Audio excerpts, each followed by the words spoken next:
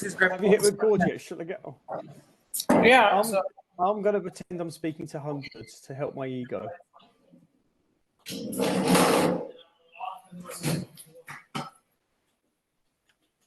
My eyes.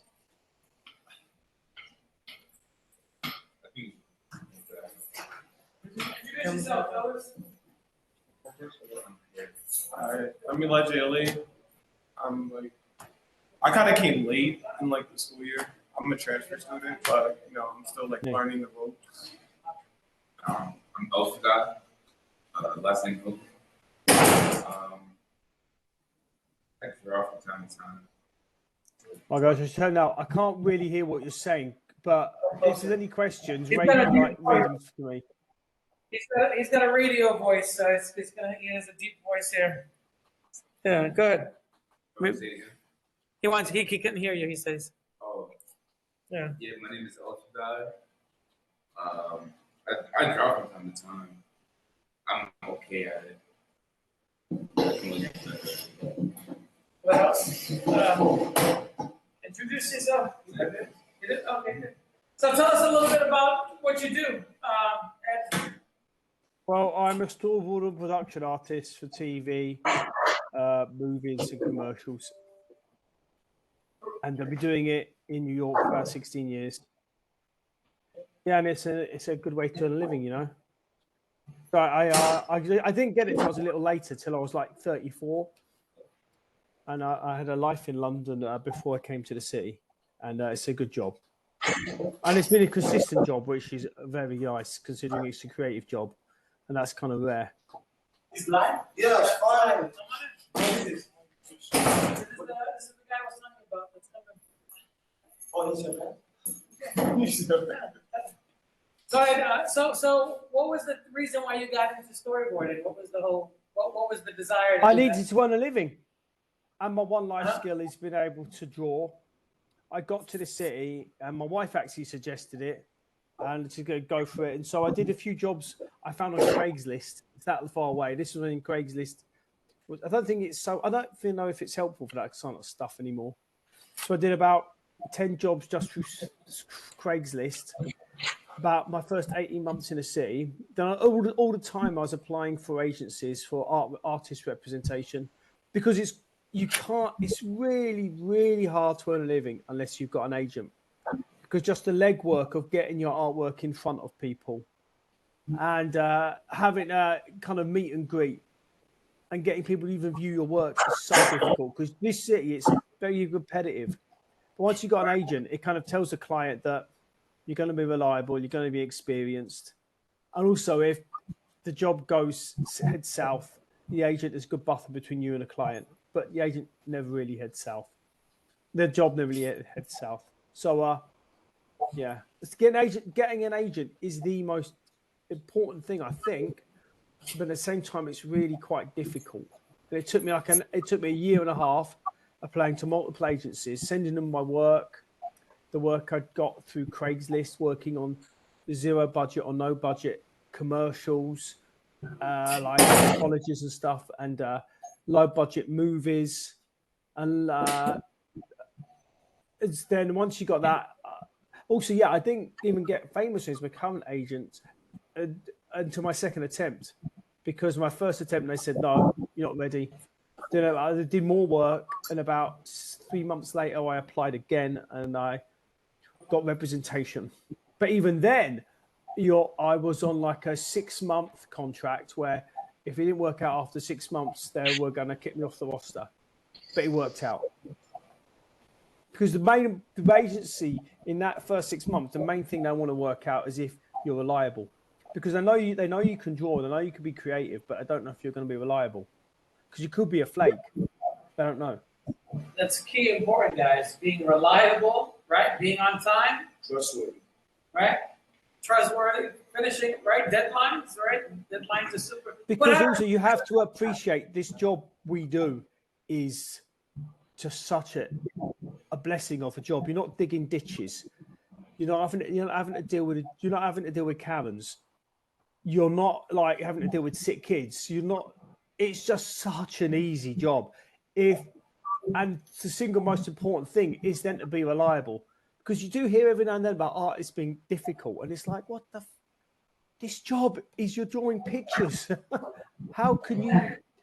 Why are you throwing a tantrum? I think about what my parents did when they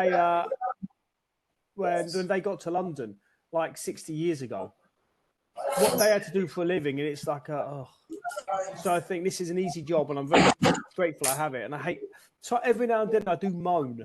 You know, everybody does about the job, but I almost feel embarrassed. Almost feel like a little prince. You know, oh no, I've only got 4 Porsches, not 5. It's like, yeah. So did you find it challenging, like coming to the United States as an immigrant and looking for work? Did you find that was a challenge? Oh yeah, it was dreadful. That first year and a half, that first year and 9 months was a nightmare, because I had to integrate into my wife's Puerto Rican family. I know nothing about that. And I had to integrate into living in the Bronx. And then I had to think, and I got to earn a living, because horrible. Look at the statistics. So most marriages between an immigrant, if it's going to fall apart, it's going to be within the first 2 years.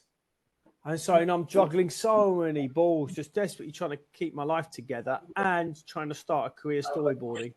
But then again, I knew that once I was in storyboarding, I thought it maybe wouldn't be too difficult. It's not really, because you're drawing pictures. And it's even easier now because I'm drawing pictures at home.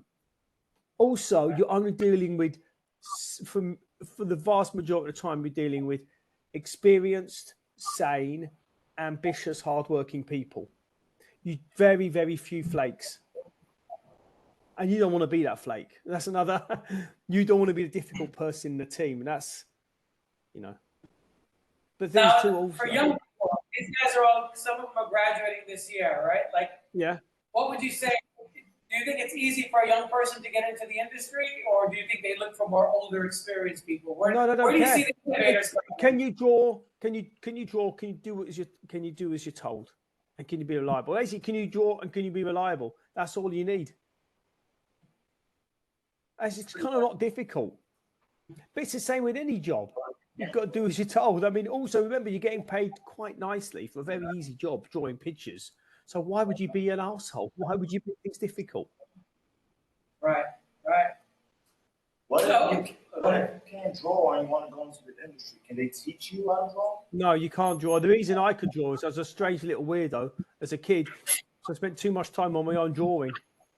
And 100,000 hours, you can't really fake that. Even with modern technology, being able to draw over JPEGs in Photoshop. There's so much. But you mentioned like going over JPEGs. And what's the percentage of tracing that you do on the job? Like tracing images? Well, for instance, I just did a big job with Zendaya. I spent a week like drawing Zendaya for about 40 hours. And that was a lot with her specifically, her head, because I had to have a super likeness of Zendaya. It was for a commercial. And yeah, I was just drawing over JPEGs with her head, but the rest of it was like freehand. I don't know. There's a few architectural elements for the set, and for those that drew over photographs a bit. I mean, I remember when I first started this, it was pre-digital, and that could be a nightmare. Especially, I did a lot of Mariah Carey stuff, and we're talking maybe like 14 years ago. And this was pencil and paper, and trying to get that specific likeness on a tight deadline drove me crazy at times. Also, car commercials used to be a nightmare too. In pencil and paper, trying to get a specific car looking tight as hell and not being able to photograph. Yeah, but now you can just trace over photographs. Also, you can just trace over 3D models of a car. So you can just type in RAV4, get a 3D model, rotate it about, then just copy it off the screen, chuck it in a Photoshop file and draw over it. So that's different. I'm going to show them. That's on SketchUp you're talking about, right? Yeah, there's tons. Yes, there's SketchUp. No, that's Sketchfab. A Sketchfab. So there's a website called Sketchfab where you can trace. We got to make it happen. Yep. Yeah, there were quite a few sites like that though. Sure. Sketchfab is most popular. Sketchfab. So he takes the 3D models and traces over them to get the angles and the different. If you can't. I think what screwed me up a bit is I think a lot of the time, because before the digital age, almost like you could tell there's almost you'd have bragging rights about saying, yeah, I don't use photo reference. It's all off my head. And that's bullshit, because everybody uses photo reference, and still you can see artists who use photo reference still who deny it. It's like, dude, I can specifically see this character is just based on photographs of this model or this actor. Bit strange, because with art, a lot of people will kind of humble themselves by strange hang-ups. We got a question from Eli. What's that? Forgive me for asking this, because the old saying, never ask a man his salary. How much do you get paid for doing storyboards and stuff like that? You can get paid in an hourly rate usually. With I don't know, it is all different. For instance, my rep takes 25% of my earnings, but that 25% is because they can get me jobs. There's no way, unless I was a top tier artist, Disney are not going to employ me. Disney will go to my agent and ask for an artist. So my 25% is fair enough. An hourly wage, you're talking between maybe about $30 to $150 an hour. But you're working from home, so that's fine. That's good. Great. He's not going to tell you his current salary. No, because I don't have a current salary. Right. Because I remember I go from job to job. So every agency pays you a different amount, right? No, yeah, but I'm only represented by one agent. That's by the way, I didn't ask that question. He did. No, it doesn't matter. So, listen, it's a realistic question. You got to pay rent. You got to feed your kids. So I'm not doing storyboard because it's fun and that's actually a really realistic question. You don't know. There's no salary because you're getting paid job to job. A job can take you. You could spend one day, or you could spend 1 week, or you could spend 3 months on one job. It totally depends. And also in that job, you usually, for me, I usually get paid hourly. But what did you do for FIFA? I remember you did something for FIFA some time ago. Oh, that was for the World Cup in Brazil. About the last one was that 2018? Yeah, I did tons for FIFA. No, that was all for ESPN. That was weeks of work. I worked on about 3 different accounts. They were all competing for the same job. Then I continued working for the account that got the job. Because all these were different production agencies around the city. Because it was getting really competitive. Because just the quantity of work that was needed for the World Cup. For instance, to promote like Disney branded merchandise for the World Cup. To promote the broadcast of the World Cup. Just to promote every different aspect. It needed promotion. I just happened to work on 3 different accounts, and then I worked on one of the account that actually got the job, because there's 2 different kinds of accounts you work for.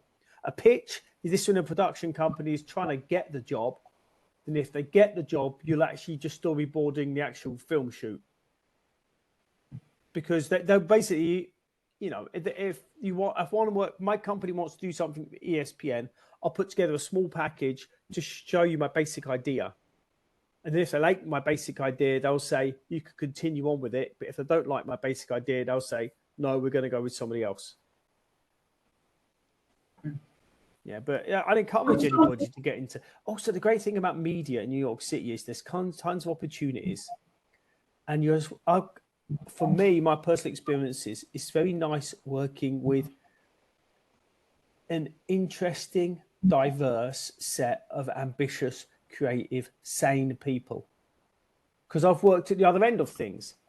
I've worked with a lot of creative people, non-professionally, who are nightmares, who just presume they should be given things, which is strange. But no. Which Marvel movies did you work on again? Which storyboards? I worked on Thor. I worked on Black Panther, and last year I worked on Hawkeye. Hawkeye. Yes, I wanted to work on She-Hulk, but I didn't get that. I'm going to show them real quick. You can, I'm going to show them your little trailer, the opening scene of the Hawkeye, real quick. You can't see it. yeah. I can't see it, but I actually You I can't storyboarded see it. the intro I to can Black see it. Panther too. I partially designed that, but they didn't really go with my idea. That's okay. I'm going to just play it for them. It's like a second. It's like the 1 minute 32 seconds. So this is Oh, the, you're talking about that actually. yeah. This, That was like super good.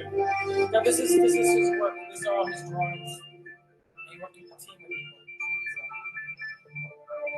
So I'm gonna mute it. And can you tell us about how was it working on this process of working on the? It was great. It was interesting. All the Marvel stuff is very interesting to work for because you tend to be working for a very professional load of people who know what they want, but who are still very open to any idea. Because I found when you're working for Marvel, it's just like tell them, give them any idea you want, and if they don't like it, they won't use it. But they're very open to ideas. You know what I mean? And also, again, it's very nice working with a lot of hardworking, sane people who are also very creative. Because unfortunately, you know, that the stereotype of artistic temperament. Do you have it over here? When it's somebody's got an artist temperament, basically it's a code for they're a nightmare. And so the artistic temperament, I found, isn't really a thing once you get up to a certain level, because they tend to get wheedled out. And so a lot of the time, like when I was working with Marvel, it's very nice because, like I said, they're very open creatively. Also, they're very sane. And yeah, it's good. It was very good to work for. But also what you see too, for my credits on Hawkeye that's just 5% of the work I did. Right. Because I've you work with a team. It's not like they expected you to do the whole thing, right? You work with a team of people that are helping. Yeah, it's a huge team. Just to do those credits, there's a team of about 20 people. And I was just the artist. I was just one of the artists. There was a second artist too. Because, for instance, there was going to be each credit, each episode would have a different set of credits that would tell a different aspect of the narrative of the season. But they ended up ditching that and really simplifying. And So hence I've got a digital stack of so many drawings that I can't share. Right. Anyone else have a question for our guest here? Ed Traquino? Any questions about the business of storyboarding or animation? Any questions about the Black Panther movie? What do you think of the Black Panther movie? How's like the new Black Panther movie I heard that's coming out? You want me to give you a spoiler? I don't know nothing about it. I don't know if I'm working on it yet. No, you worked on the first I don't film. know. Also, when I work on these things, I'm not allowed to see anything. Yeah. All I specifically get given is the documents related to the aspect of the production I'm working with. He's working And from the script. those documents is all code names. So you get the script, right? And once you get the script, No, I don't get the script. So how do you do your storyboards based on that? How's the I'll process get when you told get to it? draw. I'll get told shots to draw. Do you know what I mean? Right. I'll say in this shot, the hero runs into a room and jumps on a table. That's all I'll be told. So And they come up keep with it ideas for secret. that. Yeah, because you know it's all when you work on Marvel stuff too. The NDAs, which are non-disclosure agreements, are huge. You got to sign. You got to sign quite a relatively large amount of documents compared to other projects. How many? So for each job, are you doing contracts for every single job, or is it only specific? No, clients? often when I work for the first time I'm working for a company, I'll just sign one set of NDAs going forward. So I'll sign an NDA for your for your cheese slice commercial, and that will go through to any other commercials I'll work for you after that. And also before I share stuff on social media, I'll ask the directors if stuff hasn't been made, and even if stuff has been made, just to make sure, I'll ask permission before I share it on Instagram. But it's a good job to get into, you know. Like I say, in this city, there's so much opportunity. What if you don't know how to draw but only trace? Is that enough to get into the business? Well, probably not. No, because the time you'd have to spend getting the images to trace. Because like I say, if I say to you, draw me a guy running into a room and jumping on a table, I want you to draw it there and then. I don't want to have to wait while you go through Google and you look for the right images to trace over. Do you know what I mean? You've got to be able to draw it there and then. I don't want you to have to go, wait a minute, I'm just look for the right photograph. You Google in man jumping on table. And what happens if I say, so you know, it's easy if you can just draw. Do you know what I mean? You can't fake. It can speed up the process, but you can't replace it.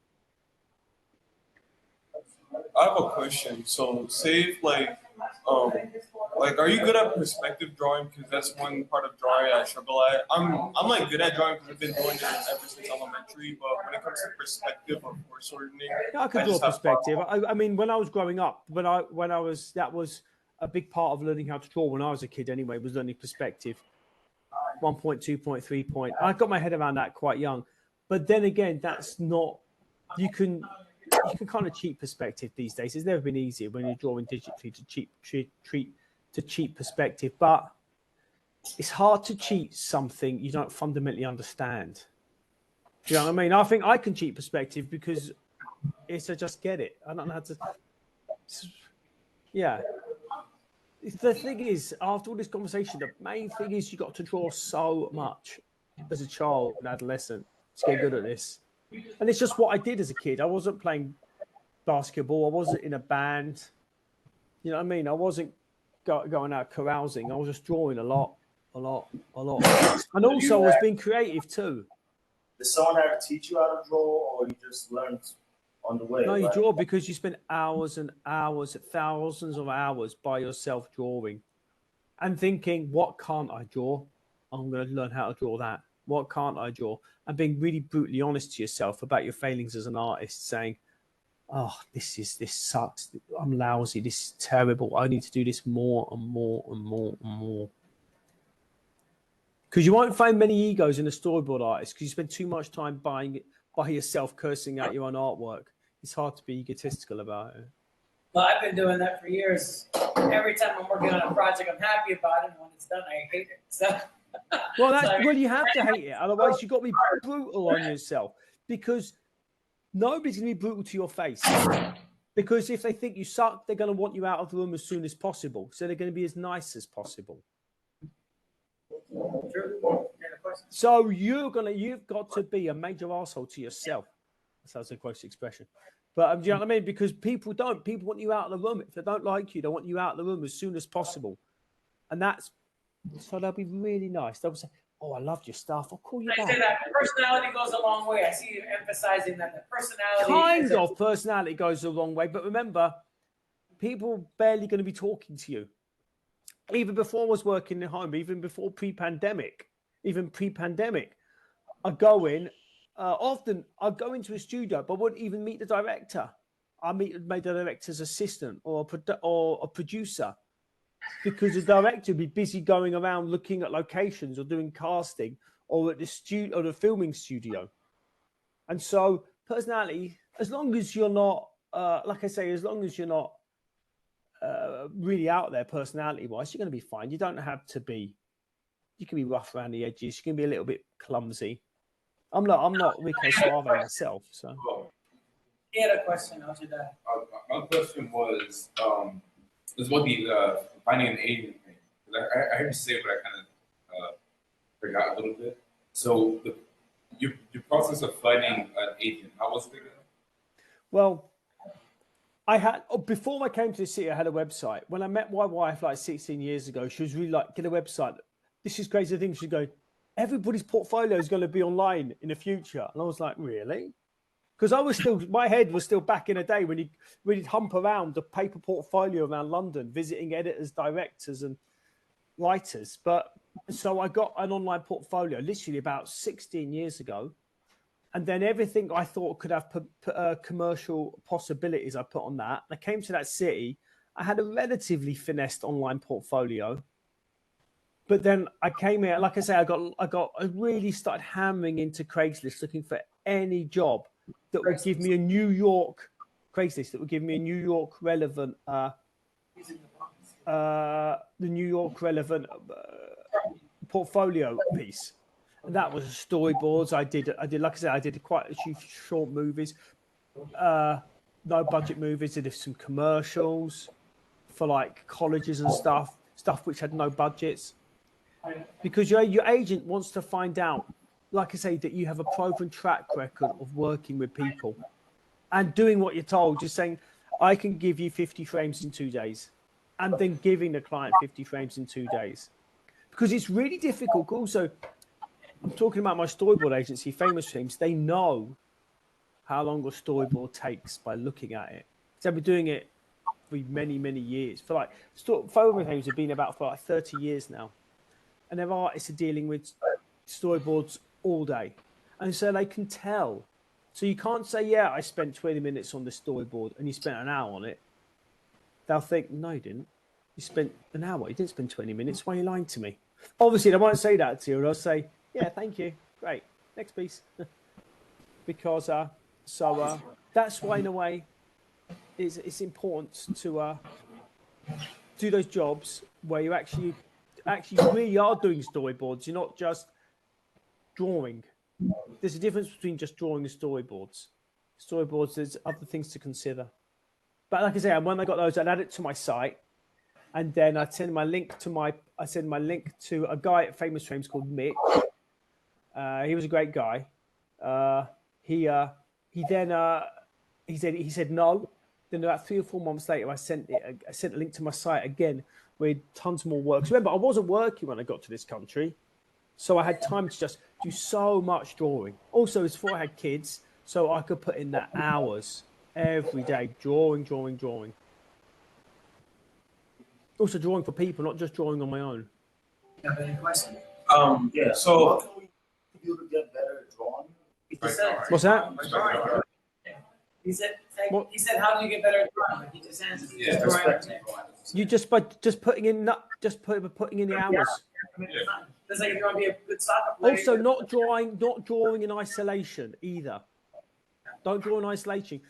In Britain, I was an illustrator for many years in Britain, but I didn't really enjoy that as much.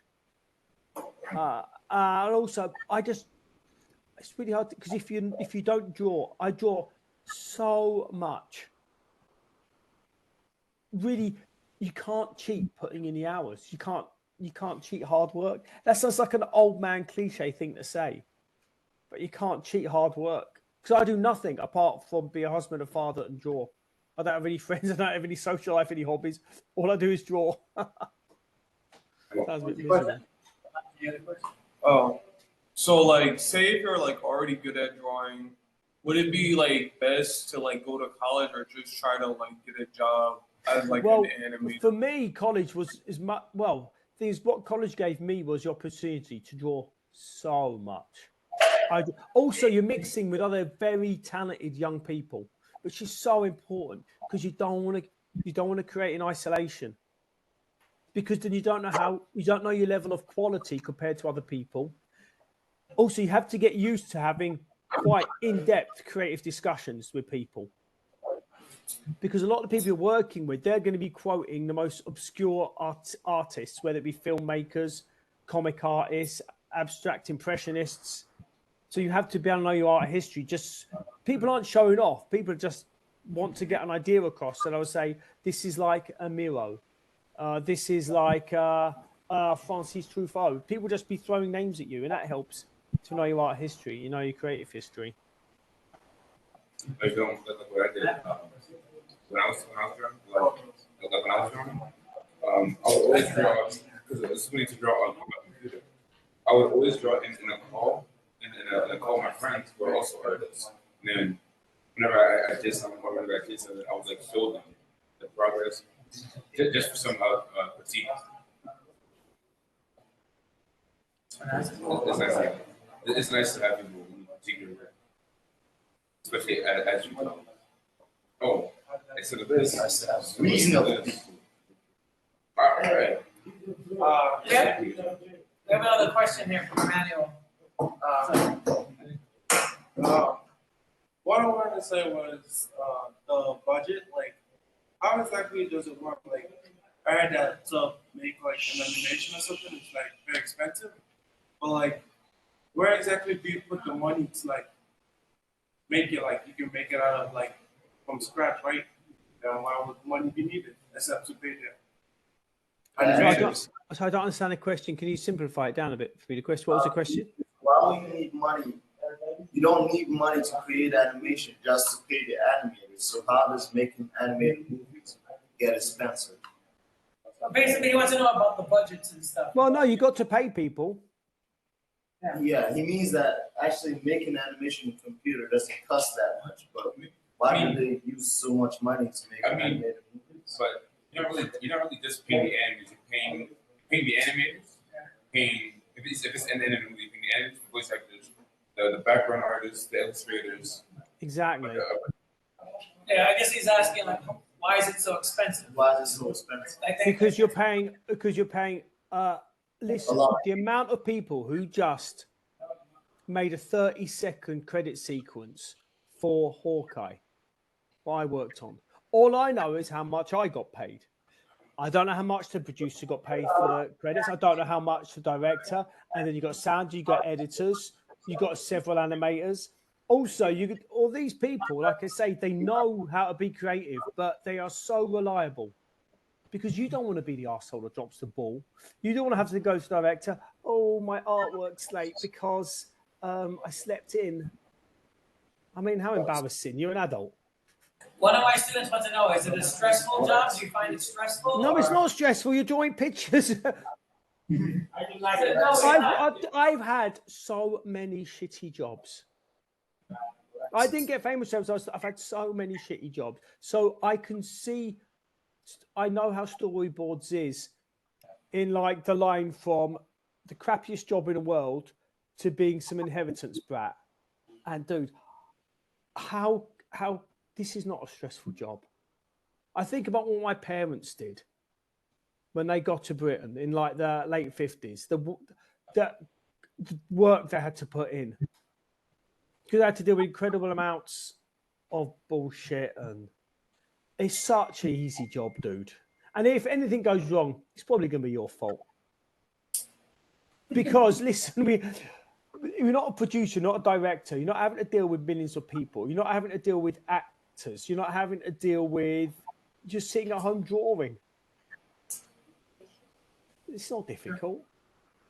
So the majority of the time you're working from home. Yeah, now it's pre-pandemic, which I don't think it's going to go back, because now it's pre-pandemic. It means it's just easier for everyone to work from home as much as possible for this particular industry anyway. Right. Any last questions, guys, before we wrap it up? What's some good colleges for like animation or storyboarding? I can't tell you that, but I don't know, because I didn't go to college in this country. I went to Northern England about 25 years ago. But I would say if you're going to do that, good too. Well, anywhere, I'd say any coastal town, because my regret about going to Leeds was I had a good time in that, but it wasn't where the action was. If I'd gone to London, because I really wanted to leave home. At the end, when I was like 19, I really wanted to leave home, and I did. And I went to art college in Northern England. The problem with that was, if I stayed in London, I could have been around a lot of professionally creative people, because my art college in Leeds, there was nothing was really being made up there. So I'd say if you want to do this, you want to go, like, obviously you want to go around California, or you want to go to New York, because I presume that's where most movies tend to be made in California. This is really simplified, and commercials and some TV is made in New York. So, but then again, problem with that is it can get really, really competitive. So if you're having to compete with 50 students for each position, you better be shit hot. And you better more than good. You have to be good at it.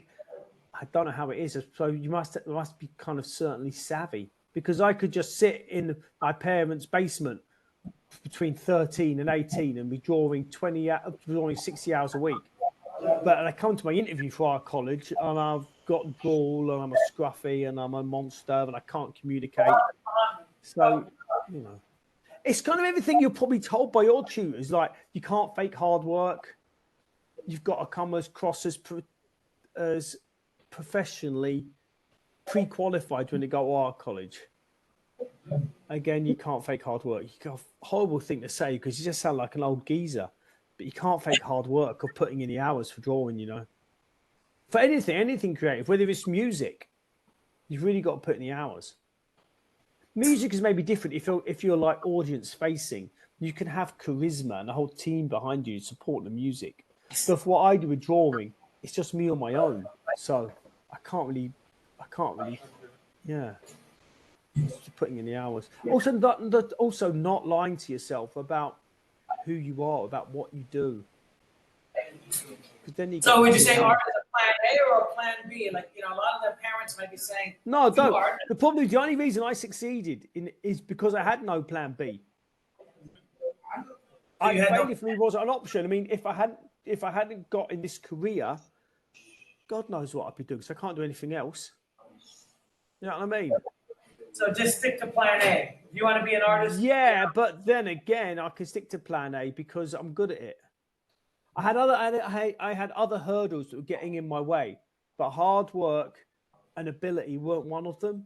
Other crap I had to deal with in my life, but I managed to just plow on and get over that.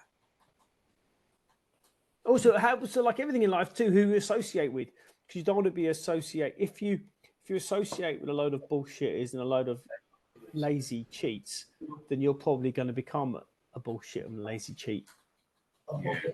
If you associate with hardworking, honest people who can fetishize the more negative aspects of being a man, because still now you meet people who've ruined their lives through various decisions, and they'll still fetishize those decisions because it somehow means they're more of a man. It's kind of cliche, like something out of 1950s. Like, I still meet guys my age who will brag about being able to get drunk like twice a week, and you think, yeah, but your life is a shambles because you get drunk twice a week. And you're they want to know, are you a Liverpool fan or a Manchester fan? I'm neither. All I did was draw. For me, don't underestimate. The only reason I got this job because all I do is draw. Listen, a nuclear war could happen out there, and I'll still be like, That's I'm No, well, you don't watch soccer. He's trying. He's not trying. Thanks for coming in, man. I appreciate it. Our bill's going to ring shortly. Dudes, I got some help because I had when I was like 18, I was having the time of my life when I was 18, and I hadn't got a clue. It had never even occurred to me to think about what I was going to do in my future. It never even occurred to me. But what I was doing, I was having a great time, but I was also drawing a lot, and hence I'm here. I don't know, I kind of feeling I'm just going to be telling you what your other teachers, what your other mentors are going to be telling you. And it's awful thing is just working hard. Also, if it's another cliche thing to say, if you're working hard at something you like, it doesn't really feel like you're working. If it's something you love, it doesn't really feel like you're working. That's true. No, you're right. I love coming here. These guys are great. You know, no, I really hope you guys, if you pursue, listen, this is a great city to be a creative professional in. There are, on a plus side, there are tons of opportunities. So many opportunities in the city. But on the downside is, because there's so many opportunities, it's incredibly competitive. And don't forget too, no matter how good you are, you're replaceable. So you don't be a diva, don't be a prima donna. All right. Because you're always replaceable. Thanks so much, man. I really appreciate you coming on. I hope you guys do good, okay? Yeah, it's good. All right. Good luck, guys. All right, Cheers, thanks, man. man. Speak to you soon, okay? Bye. Yeah, take care. I'll give you a call after work. Okay, then. Bye. All right.